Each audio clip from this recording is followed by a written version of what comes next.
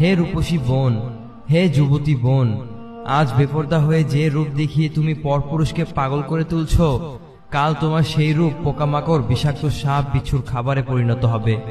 তুমি কি দেখনি তোমার মতো কত সুন্দরী রূপসী যুবতীরা যারা দুনিয়াতে রূপের বড়াই করত, যারা পরপুরুষকে তাদের রূপ দেখিয়ে পাগল করে রাখত, আজ কোথায় গেল তাদের রূপ? কি হয়েছে তাদের হাল? কি হবে পরপুরুষকে এই রূপ দেখিয়ে? কি আনন্দ পরপুরুষকে আকৃষ্ট করার মাঝে! তোমার কি অন্যদের মতো মৃত্যুর স্বাদ গ্রহণ করতে হবে না?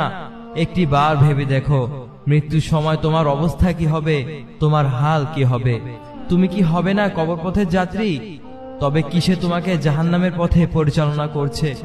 ফিরে এসো বোন, ফিরে এসো, ইসলামের দিকে ফিরে এসো, আল্লাহর পথে ফিরে এসো, পর্দা করো, ইসলামকে মেনে চলো, মেনে চলো, মেনে চলো, মেনে চলো।